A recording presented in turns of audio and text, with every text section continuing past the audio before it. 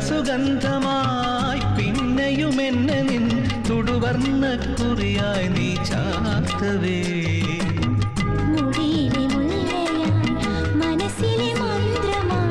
കതിരിടും ഓർമ്മയിൽ കണിമണി കൊന്നയായി